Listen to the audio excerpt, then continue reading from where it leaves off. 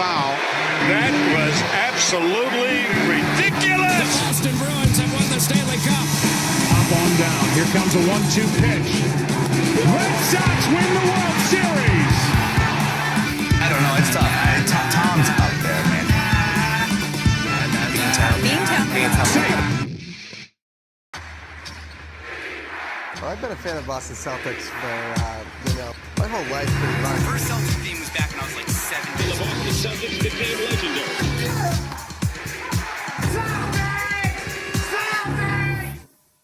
Yo!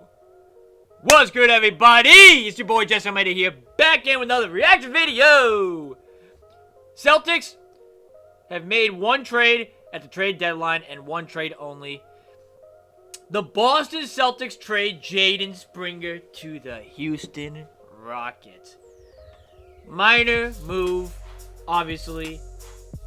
Cleared up a little bit of tax implications for the Celtics.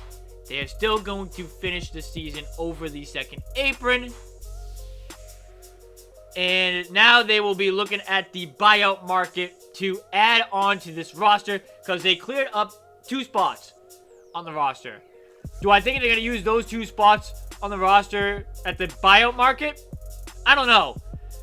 Part of me is saying that there's a big possibility that Baylor Shireman could fill in one of those spots.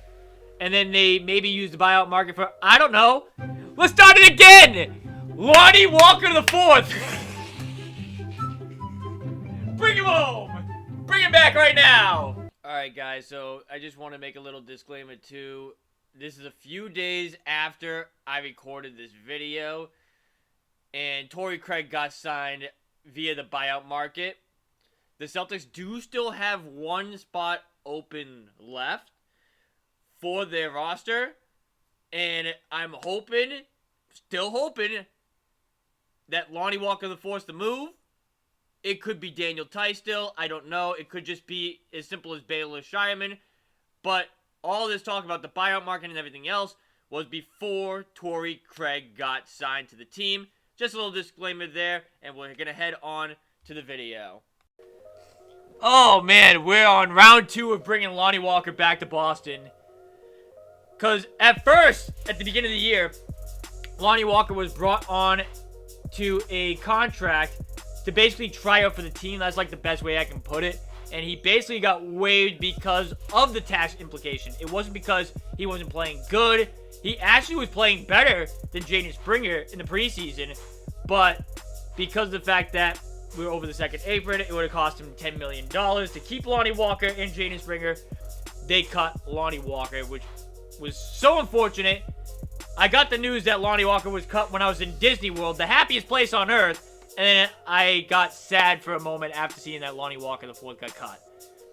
Now, trading away Jaden Springer, they saved themselves around $15 million. He was on a $4 million deal. So now if they wanted to bring in another contract for the minimum, they could do that and still save themselves about $5-6 million in tax implications. So that means you could bring Lonnie Walker the fourth to Boston now and have him on the roster and get him some reasonable minutes to help this team win banner number 19. I'm manifesting it. Lonnie Walker the fourth. But let's just say, hypothetically, if Lonnie Walker the fourth does not come back to the Boston Celtics, Daniel Tice was waived. That's somebody other than Lonnie Walker the fourth who I would be aggressive with getting onto this team.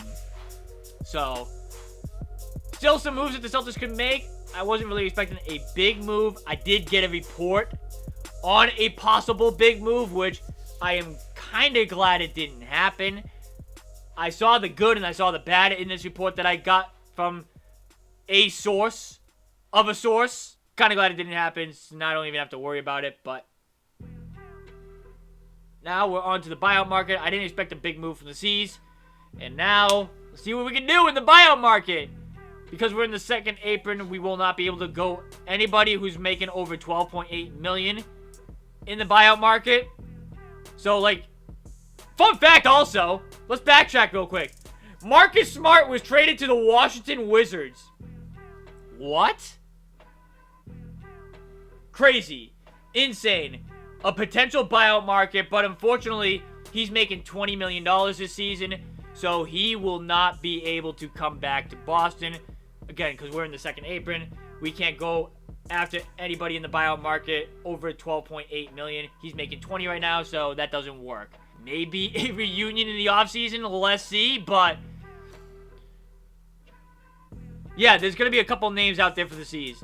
I would like to see them try and get a big, or I would like to see them get Lonnie Walker IV, as I've been mentioning, to help us out with some bench scoring or whatever. Because you can never have too many guys who can shoot lights out from 3 on your bench. So the more weapons, the better.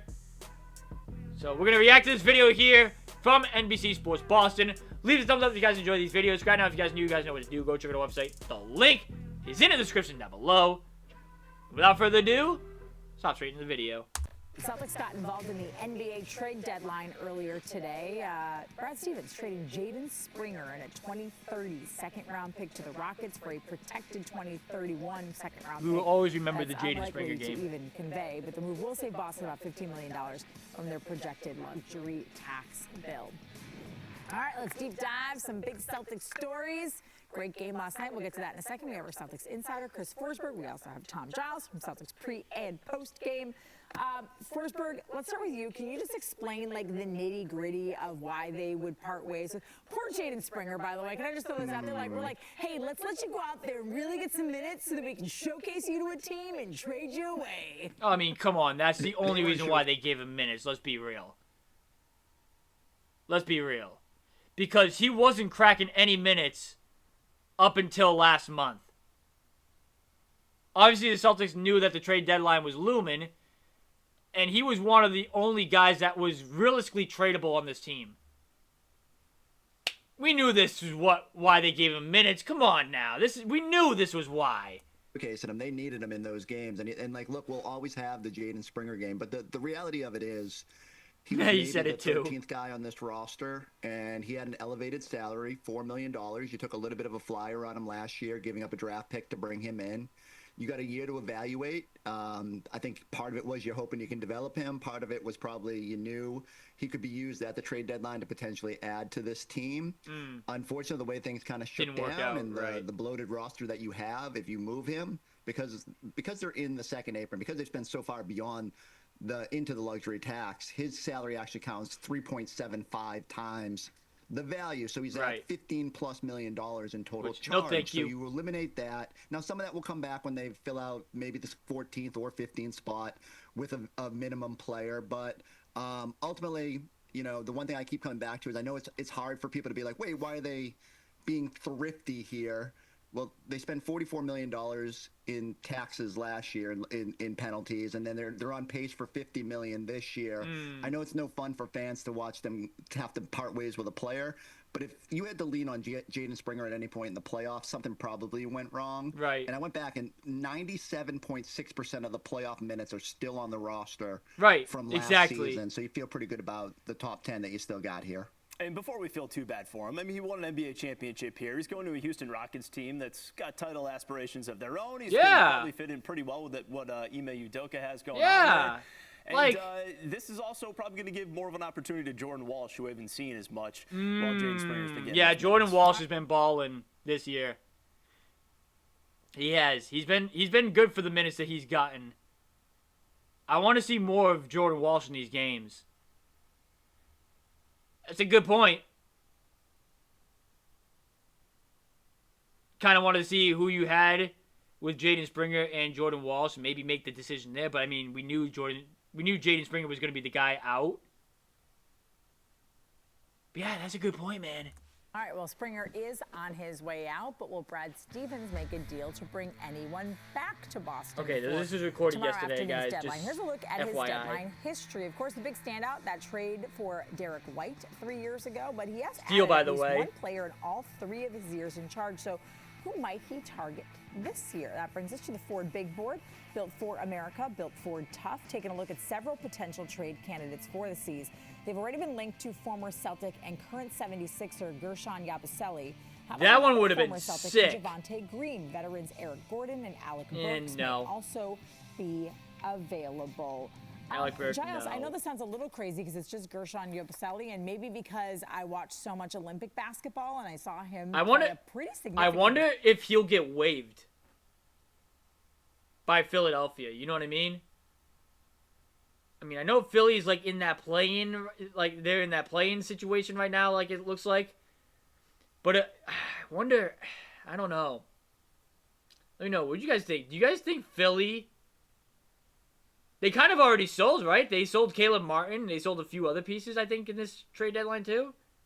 Let me know in the comment section down below. Do you think Philly's gonna waive Yabusele?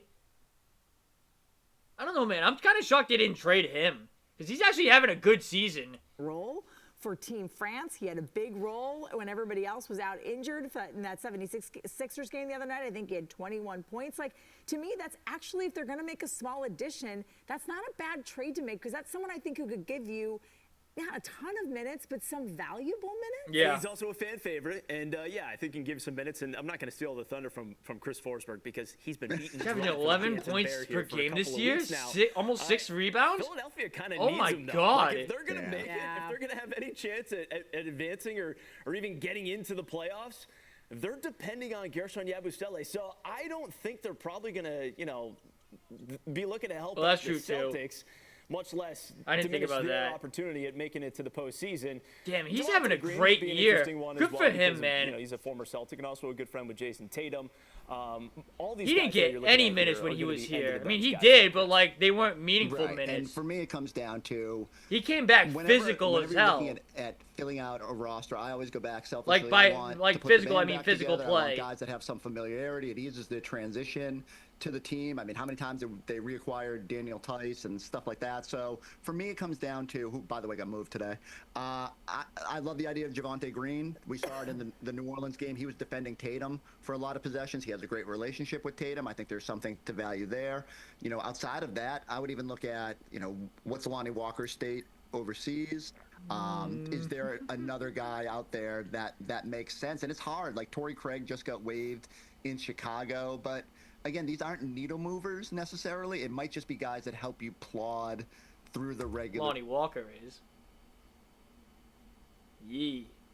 season. And yeah, unfortunately, like Yabu's probably played his way out of trade demands or out of trade talks because he's been so good here, and the Sixers are probably just better now that they're out of the tax to just wait and try to sign him again next season. I'd turn it into a Sox fan real quick. See for the first time that Brad Stevens does nothing tomorrow because it's just best both monetarily and roster-wise just to stand pat?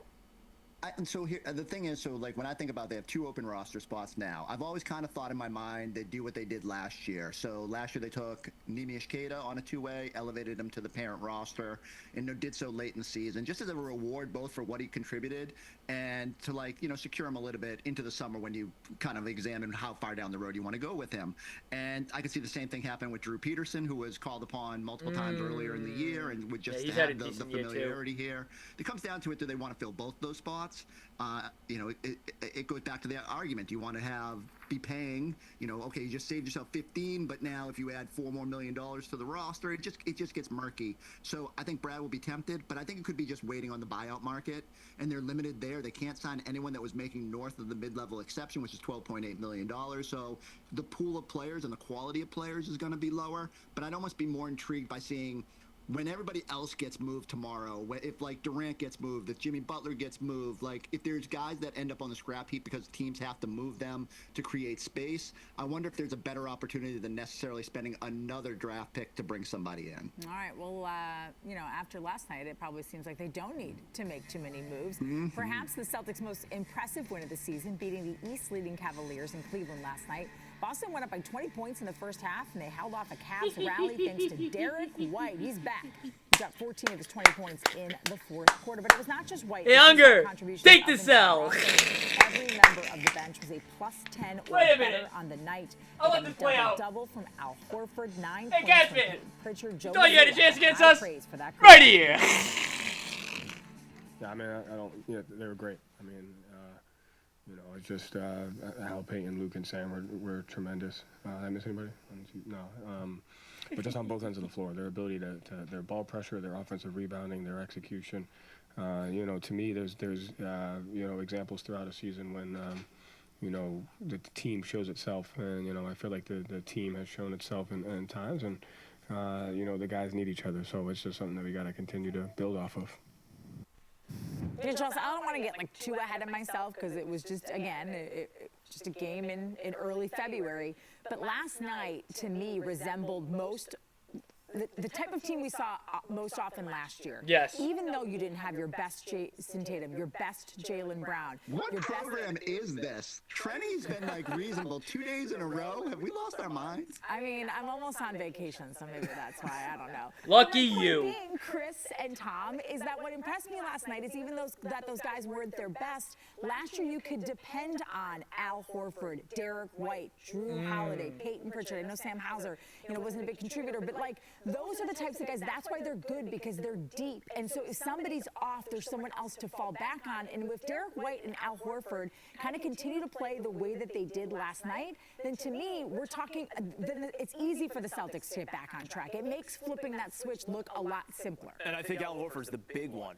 For me, anyways. It had been a few weeks since he had scored in double figures. It's only the second time he's had a double-double all season. But you're looking at Al Horford and thinking, okay, if you're going to make a deep playoff run, just consider how much Al Horford was a part of what you did a year ago. Right. You need that from him. You need to see that bounce once again. So to be able to see that here in February and say, okay, he's going to have a playoff run in him, hopefully, especially if you can do that, then that should make you feel more encouraged than anything else. Yeah, Chris, it was early, and I think it was in the second quarter. It probably didn't have a big impact on the game, but there was a point where I think he either grabbed a rebound or swatted the ball to the outside on one possession 3 different times, and I believe it ended in a Peyton Pritchard 3 that just allowed the Celtics to finally kind of get into an offensive rhythm. Again, that to me resembled who they were last year. Yeah.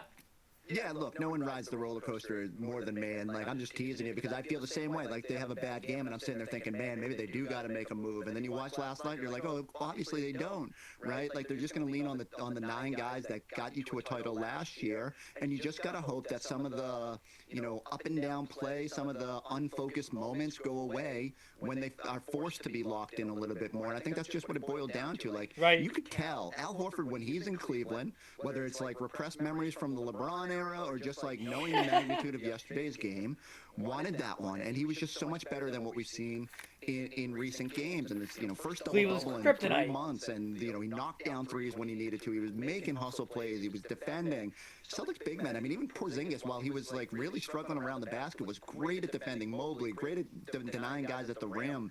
Everybody was just a little bit more focused, and I do think it's a little bit of a sign of how things will be when we get to the playoffs. Right, I was just about to say, they woke up for Cleveland. When the Celtics are a little bit more engaged, and that's not to excuse the missteps that have happened in this little streak. They've got to be better, and if they want any hope of catching Cleveland, especially, you can't have the lapses moving forward. And yet, it probably last night was as confident as I've come away from a game, thinking, okay, there's a little. Yeah, last night that game against Cleveland wasn't a win is a win. Tomorrow, it was a yes, let's go. Last night was what a great win. I'm just full of sunshine, Chris Forsberg, just full of sunshine. Puppy dogs and sunshine. Yeah, you know it. The Celtics host the new look Mavericks. Alrighty, that's gonna do it for this video. Oh yeah, they just mentioned that they're playing the newly looked Dallas Mavericks. That's a whole joke in itself. Oh man, yeah, Jaden Springer to Houston, cleared up 2 roster spots. Could be filled internally. Could definitely see that happening. My dream scenario for these 2 roster spots to be filled up would be Lonnie Walker IV and Daniel Tice. That'd be my dream scenario. Honestly, just Lonnie Walker IV is fine for me. But if we're being realistic though, if we're trying to be really realistic, it's either going to be Lonnie or Daniel Tice if they're going to go into the buyout market. And then they'll add either one of those 2. I don't think they fill up the entire $4 million that they just cleared up with Jaden Springer, which would equate to $15 million in tax going towards the roster at the end of the year. But, yeah, that's going to do it for this video here, though. Leave a thumbs up if you guys enjoyed. Subscribe now if you guys are new. You guys know what to do. Go check out our website. Links in the description down below. Thank you guys for watching this one. It's been your boy Jesse. And we'll see you guys in the next video. Later, guys.